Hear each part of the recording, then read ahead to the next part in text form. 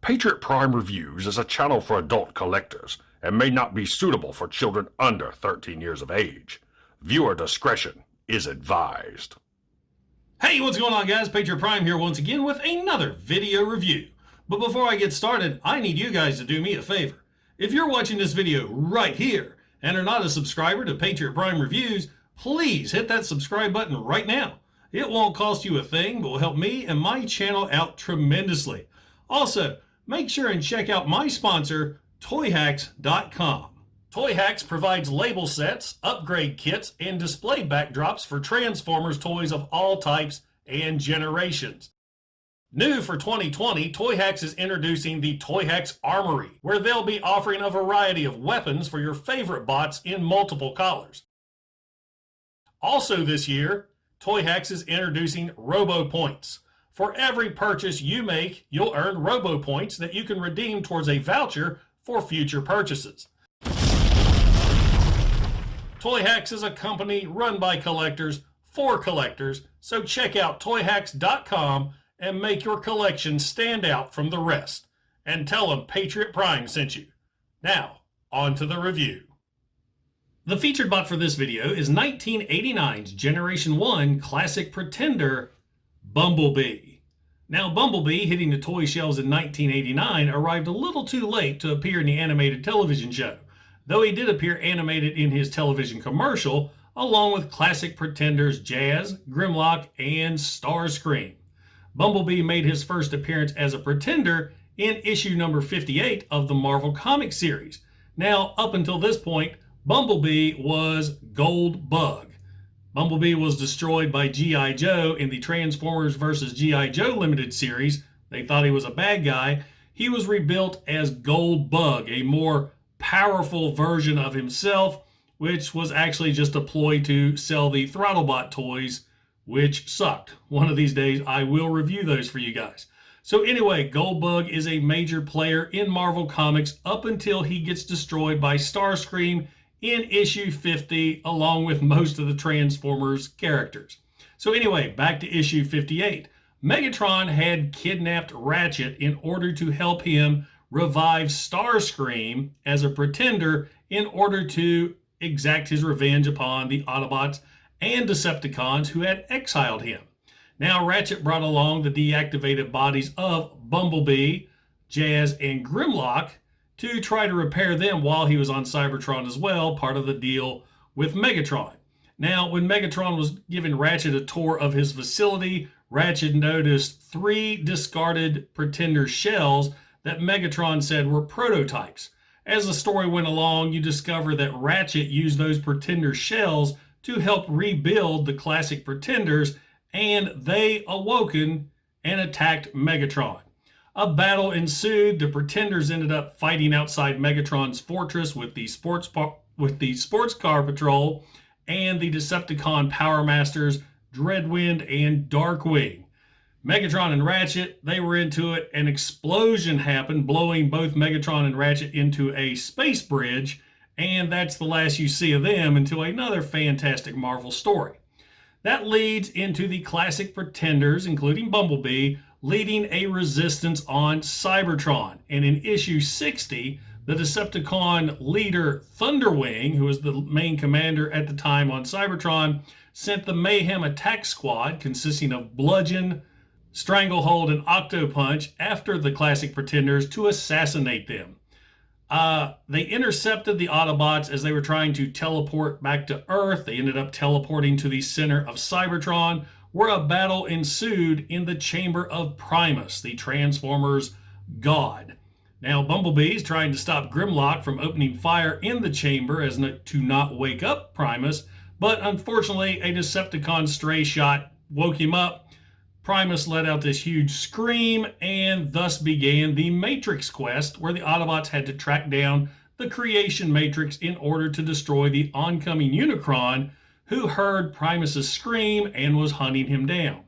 This leads to issue number 65, where the classic Pretenders are on a planet, I forget the name of it, Viscus or something like that. They've tracked down the Matrix, they found it, they're getting ready to take it back to Autobot headquarters, and they're intercepted by Thunderwing.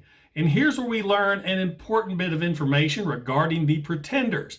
Bumblebee is getting ready to take on Thunderwing and uses his mind. I mean, the inner robot can control the shell. Bumblebee sends the shell to attack Thunderwing.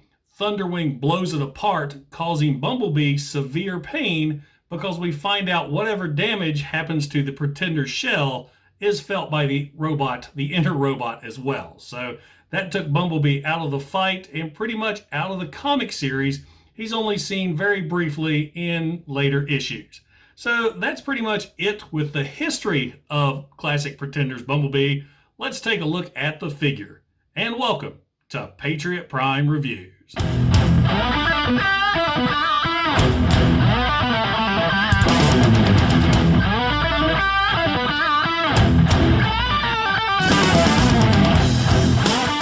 We'll start things off by taking a look at Bumblebee's Pretender shell first. And I must admit, this shell doesn't look too bad at all. Normally, I can't stand the Autobot Pretenders. I'm just not a big fan of the human in the giant fat spacesuit. I much more prefer the Decepticon monsters and creatures. But Bumblebee here doesn't look that bad at all. He's got a great color scheme and tons of molded details all the way around. I mean, he looks really, really good. Taking a closer look here, you can see the molded details there along the chest. I love how they painted in those vents right there on top. Now the decals are brand new Toyhax decals that I just replaced on my latest Toyhax Flashbacks video. Autobot decal right there on the ab. You got a maroon collared belt buckle. Lots of molded in pockets. It's got pockets there, there. I like how he actually has wrinkles in his space pants.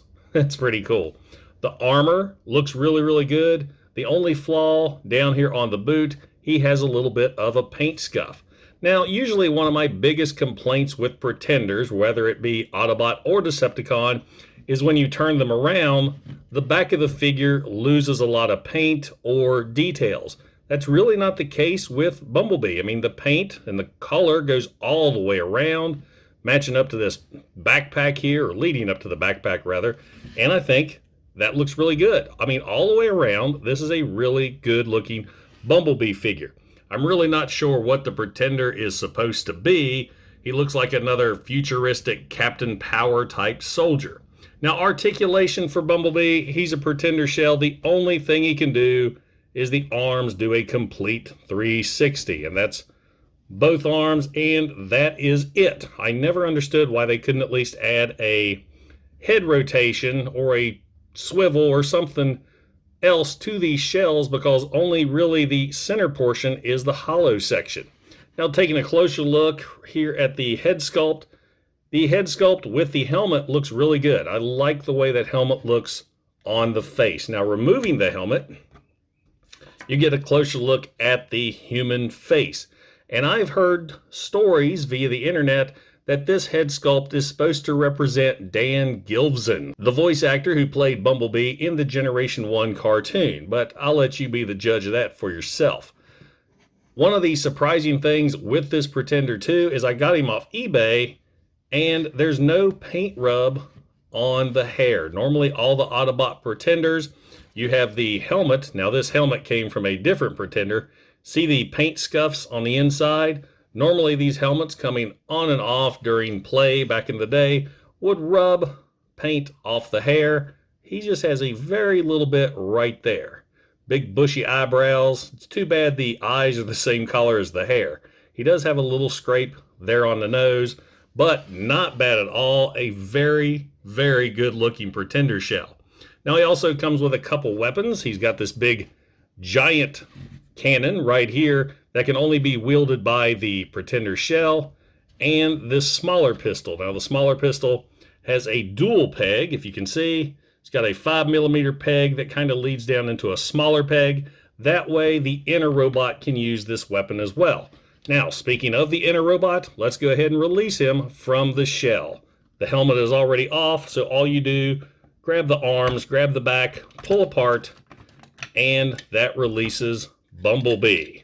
And once you get Bumblebee out, all you need to do is flip the feet forward, fold the arms out, and there you have Bumblebee in robot mode. Bumblebee's inner robot has something that us Generation 1 fans wanted on our Bumblebee ever since we saw him in the Generation 1 cartoon, and that is a G1 cartoon accurate head sculpt. I love that. That looks great. This is an awesome looking Bumblebee figure. Yeah, his arms are a little skinny, but hey, it's G1. What are you going to do? Other than that, I love this guy. He looks great. Now, unfortunately, his articulation is the exact same as his Pretender shell. The only thing is his arms can do a complete 360. Now, they can go in and out, but that's due to transformation. I love the looks of this figure. This is a great looking Bumblebee. Brand new decals thanks to Toyhax there on the chest and here on the arms. He does have a little bit of a fanny pack on the back, but hey, when he's on display, you don't see that at all. Bumblebee also finally gets a weapon. This is the smaller weapon from the Pretender shell. The little peg right there will slot into the hole on his fist. So now you have Bumblebee all armed and ready for battle. Now, without a doubt, this is the best looking Bumblebee we had in Generation 1. Here he is next to his first figure and his Throttlebot reincarnation Gold Bug. Now, to transform Bumblebee into his vehicle mode, the first thing we're going to do is remove the weapon. Then we're going to take his head and flip up. Yeah, the head really doesn't hide much there. Now we're going to take the arms, fold those down, fold the feet down, and then slide the feet forward. And then underneath, you're going to take his fanny pack, flip that up, and that'll snap in place. And there you have Bumblebee in vehicle mode. A great looking VW Beetle, other than the pretty obvious robot head on the back.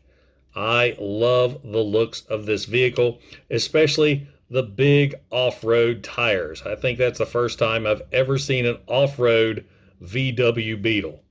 Great sculpting, great looking vehicle mode. Let's compare Bumblebee's vehicle mode here. Let's see, there is classic Pretender's Bumblebee, his first figure, and Gold Bug. Now, he's about the same size as Gold Bug. I mean, all these Beetles look really, really good, and I love the looks of this vehicle. He is so awesome. And now for some quick size comparisons. Here is 1989's classic Pretender Bumblebee with Generation 1 Optimus Prime, fellow classic Pretender Jazz, Titan's Return Bumblebee, and Studio Series Off-Road Bumblebee, because, well, they have the same type of tires. Classic's Pretender Bumblebee really impressed me. I was not expecting to like the figure as much as I do. The Pretender shell is awesome, great sculpting, great detailing, with a great color scheme. But Bumblebee, the inner robot, is awesome. Dare I say it, Bumblebee is the best inner robot Pretender that I have in my collection. And I have quite a few in my collection. I mean, with Bumblebee, the robot mode looks great, and when he transforms into vehicle mode, you can tell what he is. It's not some Cybertronian vehicle that you really have to use your imagination with. It's not some vehicle that requires parts forming in order to fully transform it. It is a great inner robot, and I couldn't be happier. So there you go, guys. 1989's Generation 1 Classic Pretenders Bumblebee. So, does a 1989 Classic Pretenders Bumblebee belong in your collection? Absolutely, especially if you're a Generation 1 collector or a Bumblebee fan. Now, usually I would say, hey, go for the whole figure here, but if you're not into Pretenders, I highly recommend just getting the inner bot here. This is a fantastic representation of Bumblebee, and you really don't need to shell if you're not that into Pretenders, because this figure himself was released as a Kmart exclusive Legends toy, though he came with Jazz's blaster instead of his. But yeah, highly, highly recommended. This is a great Bumblebee, whether you're a Pretender fan or not. Now guys, if you enjoyed the video, don't forget to like, don't forget to subscribe, and don't forget to click that bell icon to get notified when I upload new reviews. Once again, this is Patriot Prime, signing out. Hooah!